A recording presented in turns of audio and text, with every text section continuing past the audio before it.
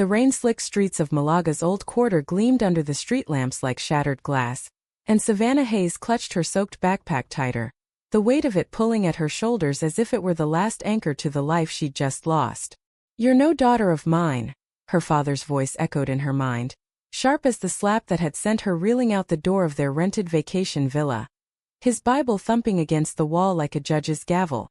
In that instant, as thunder cracked overhead, she realized the American dream her family had chased across the Atlantic for one perfect summer in Spain had curdled into a nightmare, leaving her 22, queer and utterly alone.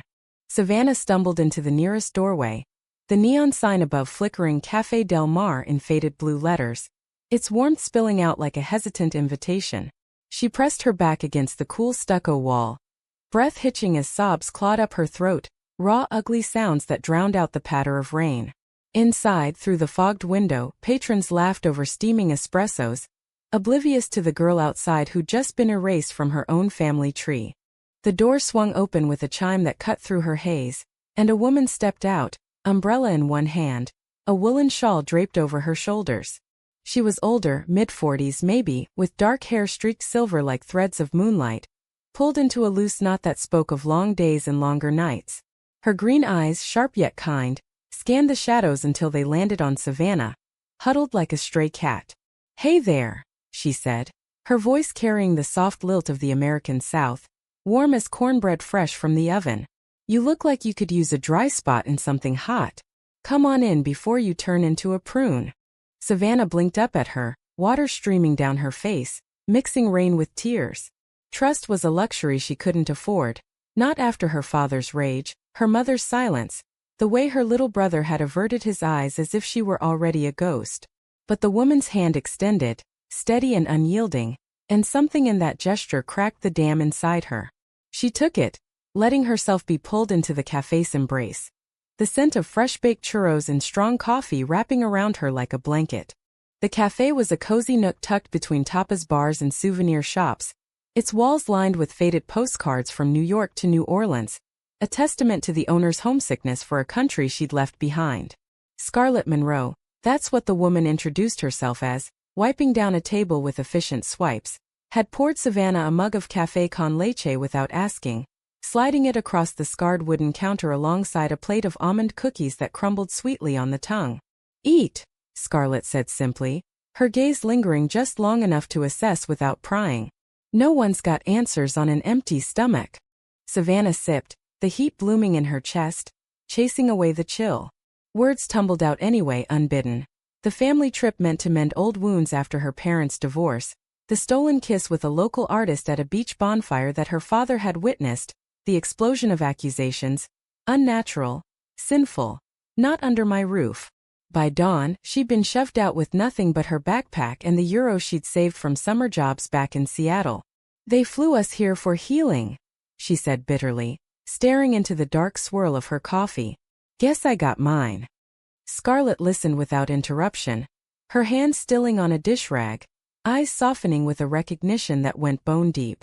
She'd seen girls like this before, runaways with fire in their veins and fear in their bones, but something about Savannah's freckled defiance, the way her auburn curls clung wetly to her neck, tugged at a thread long buried.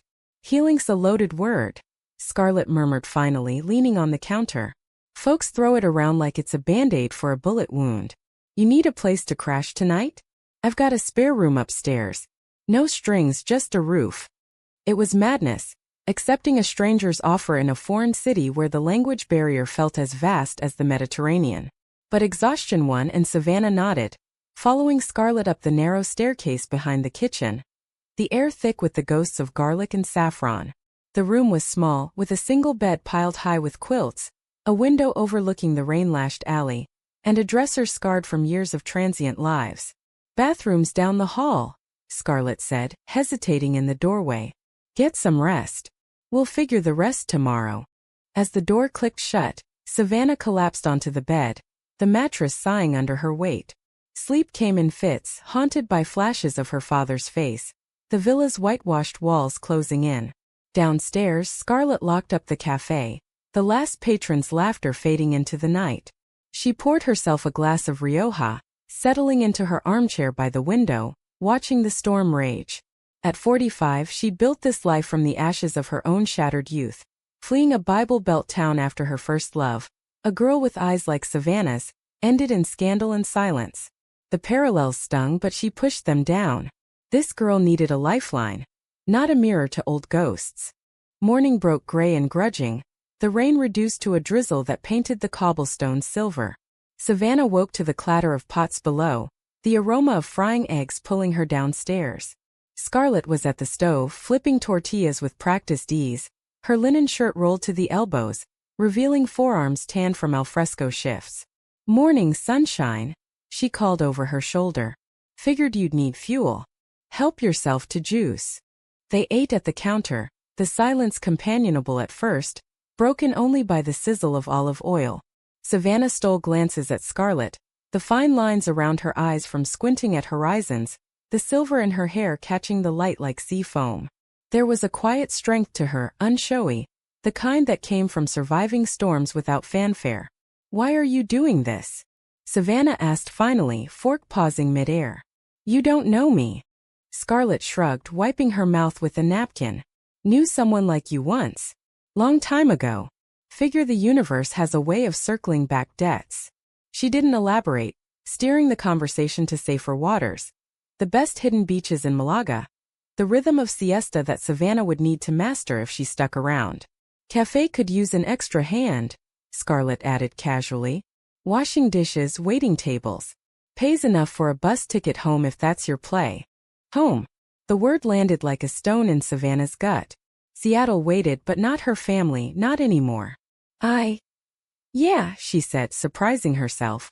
"I'd like that." The days blurred into a tentative rhythm. Savannah learned the café stance.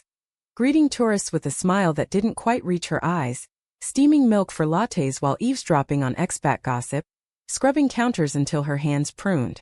Scarlett was a patient teacher, her instructions laced with dry humor. "Don't drown the espresso, darlin'. It's not a baptism." Evenings they'd linger after closing, sharing plates of paella under the strung lights, Scarlett spinning tales of her New Orleans roots. Mardi Gras parades that shook the soul, jazz funerals that turned grief to groove. There was a pull between them, subtle at first. A brush of fingers passing a plate, a shared laugh over a spilled tray, that deepened with each sunset. Savannah found herself lingering on Scarlett's laugh, low and throaty, the way her green eyes crinkled when she teased. At night, in the quiet of her room, thoughts wandered to what-ifs, forbidden blooms in the garden of her isolation. Scarlett, for her part, felt the echo of old longings, the ache of a love cut short by fear. But she was the adult here, the one with scars etched deep. She kept her distance, pouring that energy into mending Savannah's frayed edges instead. One humid afternoon, as cicadas droned in the plaza outside, a letter arrived. Yellowed envelope, postmarked Seattle, addressed to Scarlett in a handwriting Savannah didn't recognize. Scarlett's face drained of color as she slid it open, retreating to the back office without a word. Savannah busied herself with inventory, but curiosity gnawed.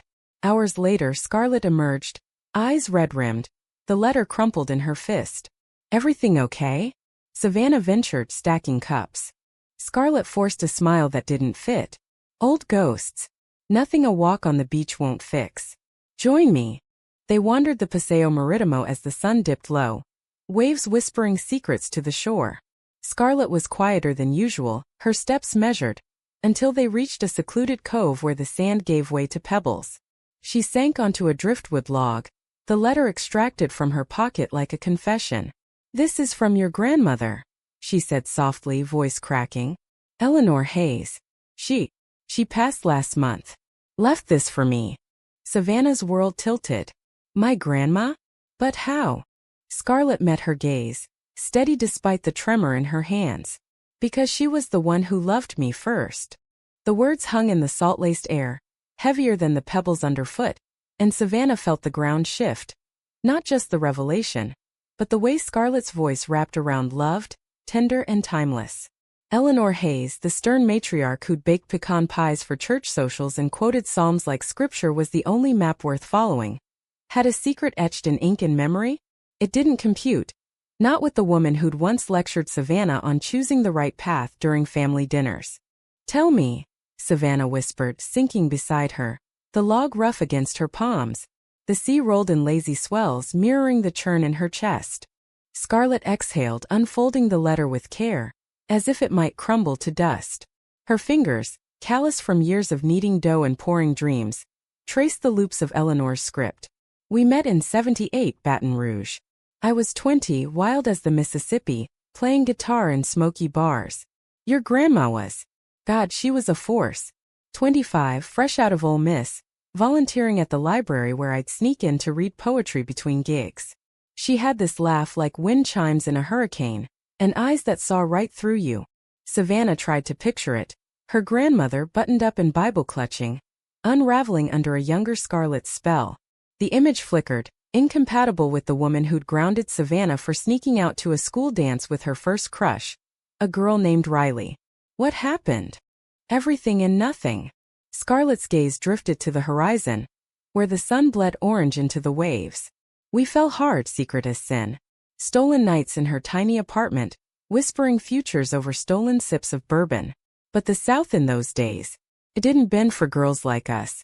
Her family found out, your great-uncle the preacher. Threats, ultimatums. She chose them.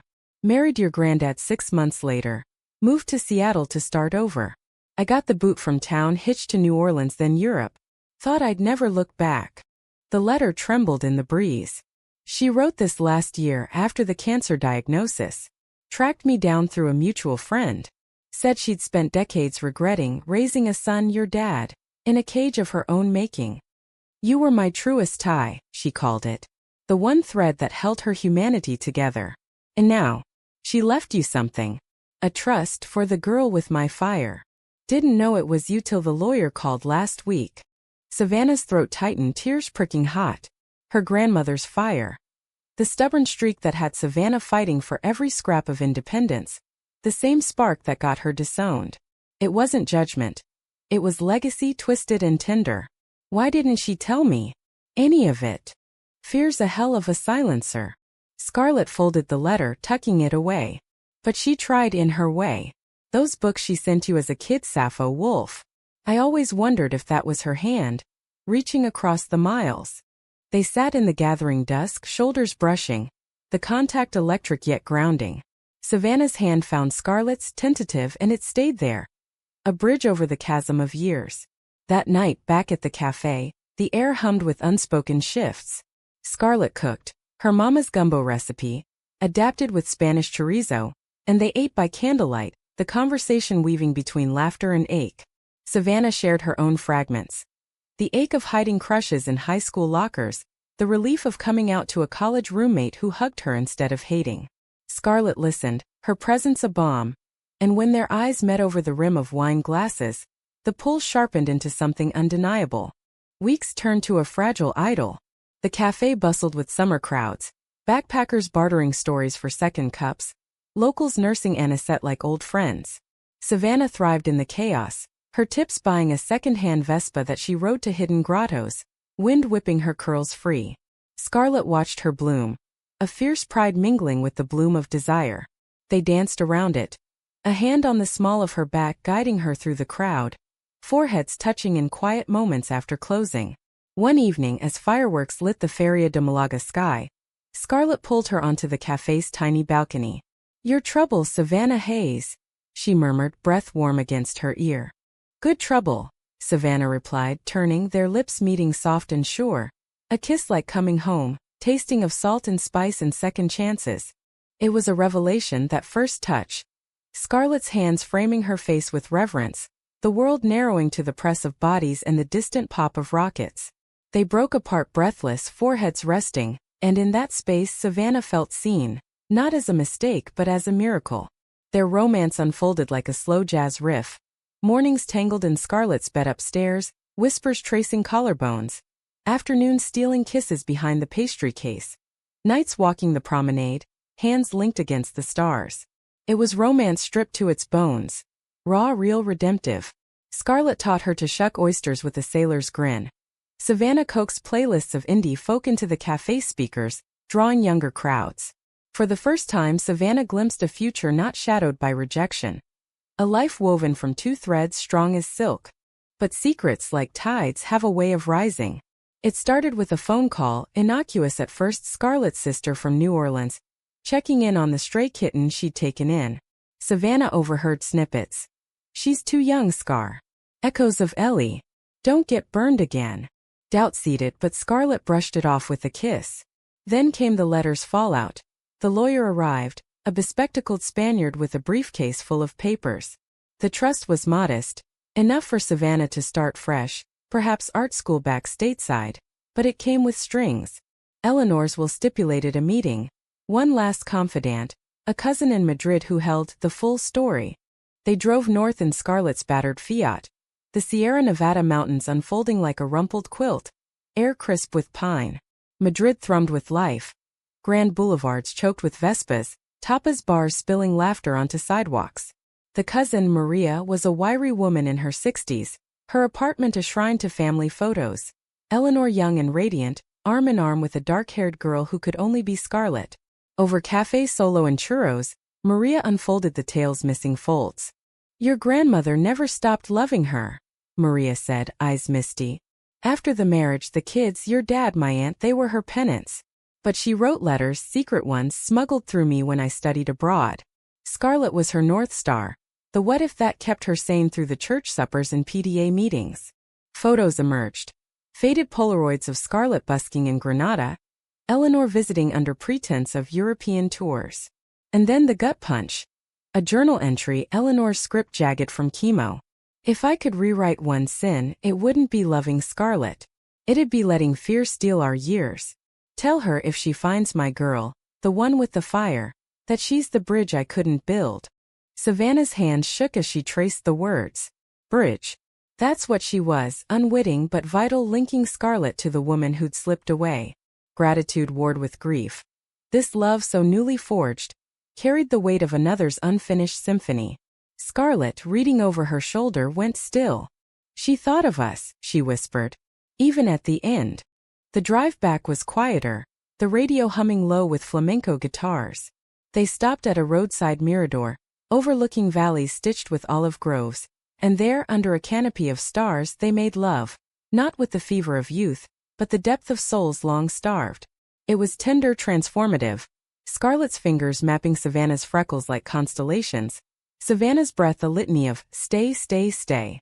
In the afterglow, wrapped in a borrowed serape, Scarlett confessed her fear. "You're her echo in the best way. But I can't lose you to it." "You won't," Savannah vowed, the words a seal. Yet betrayal brews in the unlikeliest soils. It came via email, innocuous at first. A message from Savannah's father, forwarded through the lawyer. "Come home. We've prayed. Forgiveness is possible, if you repent." Attached.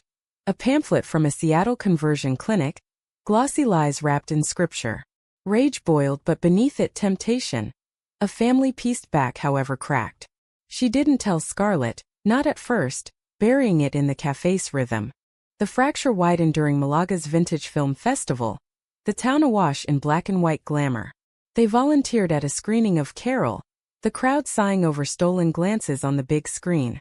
Afterward, over sangria in a plaza alive with buskers, Savannah's phone buzzed again. Her mother this time, voice message trembling. "Your father's wrong, baby. But we miss you. Just talk to us." The plea pierced, and in a haze of wine and wistfulness, Savannah replied, a simple okay, without thinking. Scarlett found out the next morning, the email chain open on the laptop during inventory. Her face, when she confronted Savannah in the kitchen, was a mask of controlled hurt. "You're going back? After everything?" "It's not like that," Savannah stammered, flour-dusted hands twisting her apron. "Just talking. They're my blood." "And I'm what?" "A detour." Scarlett's voice rose, cracking like thunder. "I open my home, my heart, knowing the risk. Echo or not, this is real. But you're running to the same chains that broke your grandma." The argument escalated, words flung like grenades. Scarlett accusing her of cowardice, Savannah retorting with Scarlett's own ghosts. "You ran once. Why can't I try to fix mine?" Plates shattered in the sink, tears scalding. By noon, Savannah stormed out, backpack slung over her shoulder, the Vespa roaring toward the train station. Malaga blurred past, white walls, blue shutters. A city that had cradled her now mocking her flight. She bought a ticket to Barcelona, then Paris, anywhere but home, collapsing into a hostel bunk as regret gnawed. Days bled into a numb haze. Hostels and hostels, odd jobs sketching portraits for euros, the ache of Scarlett's absence a hollow drum. Letters went unanswered. Calls to voicemail. The betrayal wasn't just Savannah's secret outreach. It was doubting the love they'd built, letting old ties yank her under. 2 months carved hollows under Savannah's eyes, her once vibrant curls dulled by cheap dye and cheaper regrets. Barcelona's Gothic quarter became her haunt. Shadowed alleys where gaudiest whimsy mocked her straight lines. The Ramblas alive with mimes and pickpockets mirroring her inner chaos.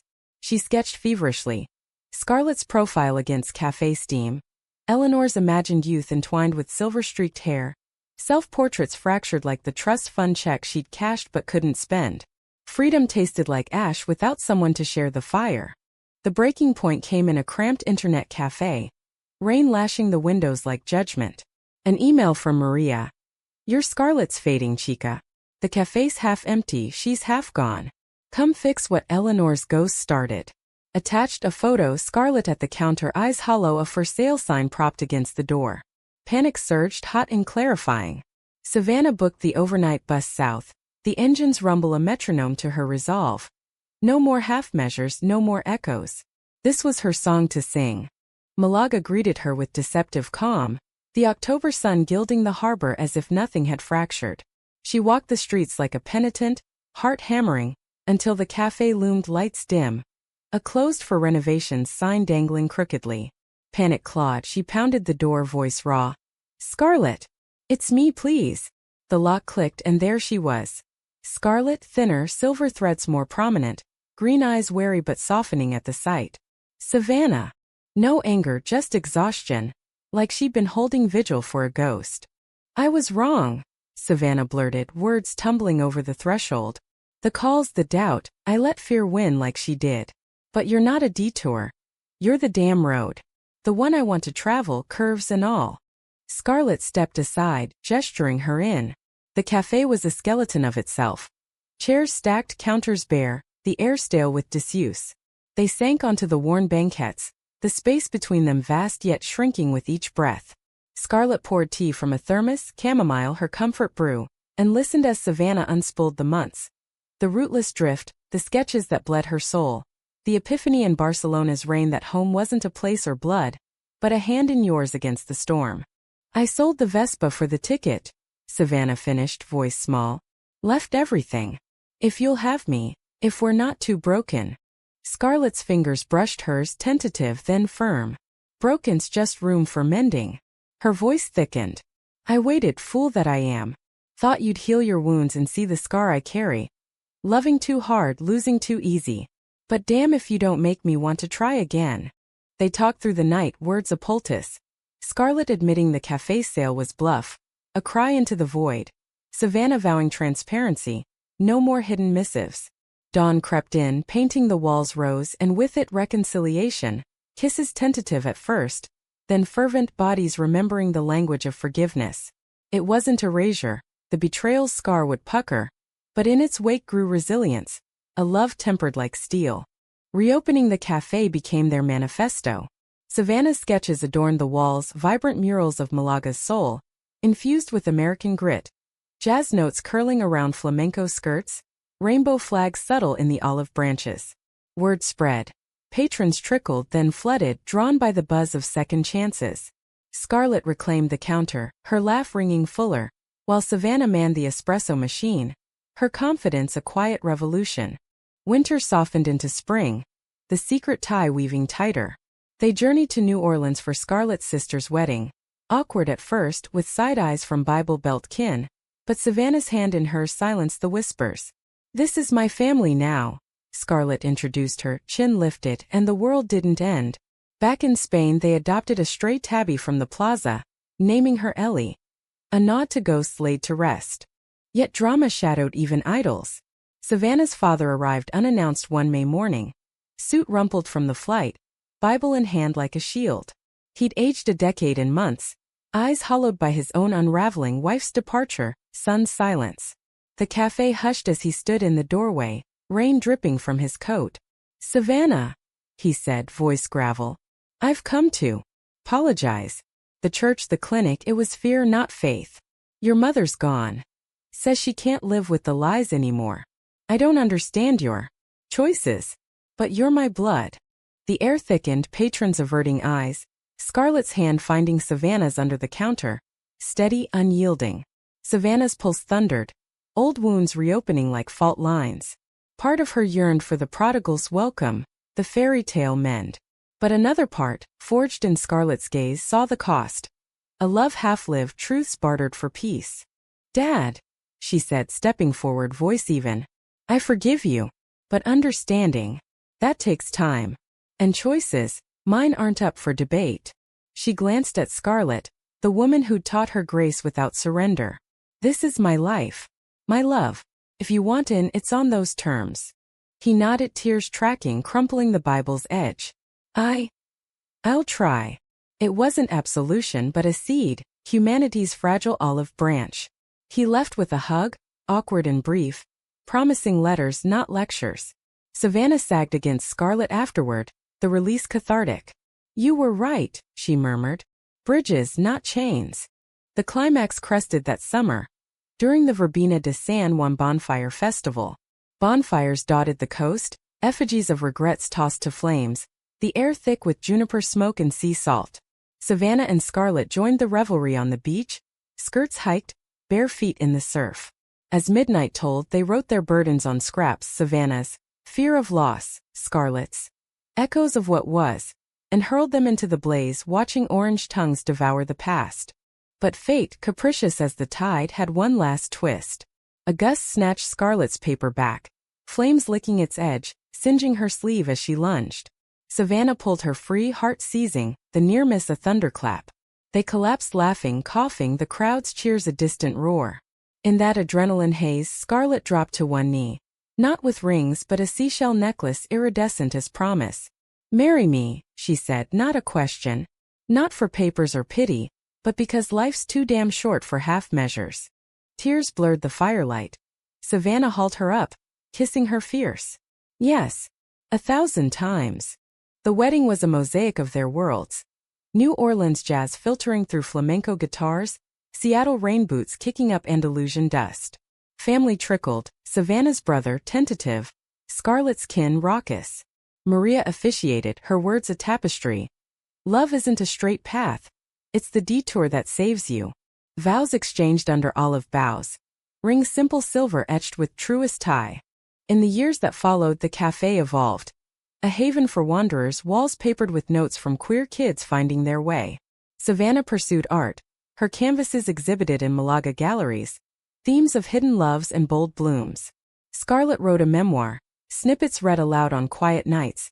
Her voice a bridge to Eleanor's unspoken truths. They adopted a second cat, traveled to Baton Rouge for closure, visiting Eleanor's grave, leaving wildflowers and a photo of them entwined. Betrayal's shadow lingered. A reminder to cherish the light. Savannah's father visited sporadically, conversations deepening like roots. Understanding bloomed slow, but it bloomed. Their love, humanistic in its flaws, forged in rejection tempered by revelation, stood as testament. Queerness not curse but compass. In the café's glow amid clinking cups and whispered dreams, they built not just a life, but a legacy, one secret tie at a time, unbreakable. Epilogue whispers came softly, in the cadence of waves against Malaga's shore, where Savannah and Scarlett now walked not as lovers new to the dance, but partners etched by time's gentle chisel.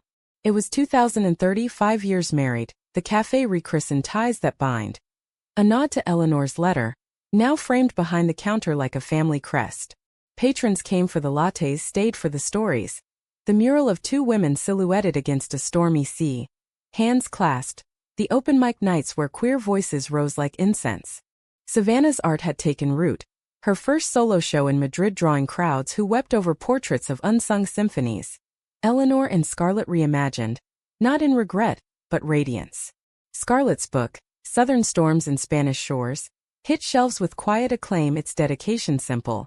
To bridges built and burned, thank you for the ashes. Royalties funded scholarships for runaway LGBTQ+ youth, a ripple from their own wreckage. Conflict hadn't vanished, it evolved. Savannah's pregnancies, via donor and surrogacy, brought fresh tempests. Societal side-eyes in conservative enclaves, her father's halting support morphing to fierce advocacy at church potlucks. Their first daughter, born with Scarlett's green eyes and Savannah's freckles, prompted a memoir sequel, grappling with legacy's weight. "We're not just surviving," Scarlett would say, rocking the baby under strung lights. "We're scripting the redemption." Betrayal's echoes surface once more, in a letter from Savannah's mother, estranged since the divorce, now dying in Seattle. "I knew about Eleanor," she confessed in shaky script. "Your grandma begged me to tell you after the bonfire. I was scared of your dad, of losing you both. Forgive an old fool." Savannah read it aloud to Scarlett, tears salting the words, and they flew west, the baby bundled in a sling. At the bedside, amid beeping monitors and wilted daisies, Savannah forgave, not erasing the years but releasing them. "We all carry secrets," she said, squeezing her mother's hand.